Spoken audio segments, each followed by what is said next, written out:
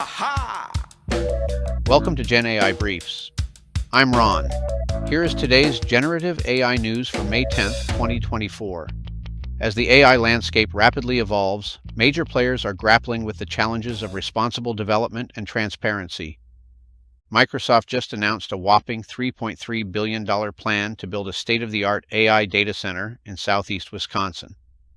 This is huge news for the region, as the project is expected to create around 2,000 permanent jobs. It's a clear sign that Microsoft is doubling down on its commitment to advancing AI technology. But here's the thing. While this investment is undoubtedly exciting for the AI industry and the local economy, some experts are raising concerns about the potential environmental impact. You see, data centers are notorious energy guzzlers, and with the rise of AI and cryptocurrency, their power consumption is only going to increase. This could put a serious strain on our already fragile climate goals. It's a tricky balancing act, isn't it?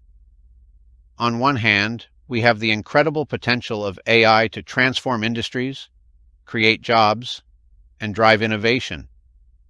But on the other hand, we can't ignore the environmental costs that come with this progress. As we continue to push the boundaries of AI technology, it's crucial that we also find ways to make these advancements sustainable. Otherwise, we risk undermining the very future we're trying to build. Hey, have you heard about OpenAI's latest plans? Apparently, they're thinking about letting users create some pretty spicy content using their AI tools. We're talking erotica and explicit images, the kind of stuff that might make your grandma blush. But don't worry, they're still saying no to deepfakes. The company claims they want to explore this new territory responsibly and only in age-appropriate situations. They even say there could be some valid reasons for allowing a bit of nudity or sexuality in certain contexts. But not everyone's on board with this idea. Some critics are calling out OpenAI, saying this move goes against their whole safe and beneficial AI shtick.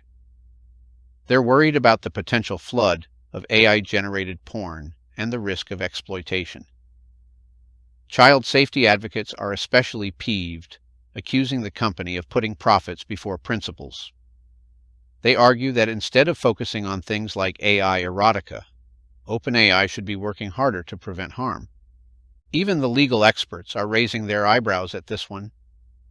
They're not convinced that any tech company, no matter how well-intentioned, can really produce adult content in a totally responsible way.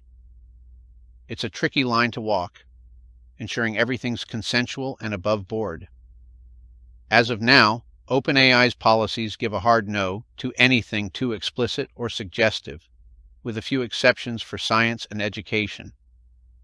But it looks like they're considering shaking things up and maybe loosening the reins a bit.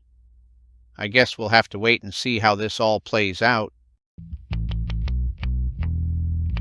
TikTok is taking a significant step towards combating misinformation and promoting transparency by announcing its plan to label content created using artificial intelligence, AI, when uploaded from external sources. The popular video sharing platform will utilize the content credentials technology developed by the Coalition for Content Provenance and Authenticity to attach metadata to AI-generated images, videos, and soon audio content. This metadata will allow for instant recognition and labeling of AI-generated material, even when the content is downloaded from the platform. By implementing content credentials over the coming months, TikTok becomes the first video sharing platform to adopt this technology, joining the Adobe-led Content Authenticity Initiative to encourage industry-wide adoption of these credentials.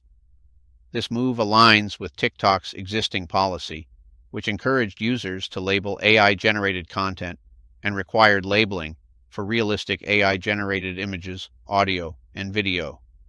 The labeling initiative is part of a broader effort in the tech industry to provide more safeguards and transparency for AI usage, with companies like Meta and Google also working on similar measures to label AI-generated content on their platforms. That's it for today's generative AI news from today's sources ABC News, The Guardian, and AP News. Thank you for listening. For more information, the links to these stories are in the podcast description. Be sure to subscribe, and I'll see you on Monday.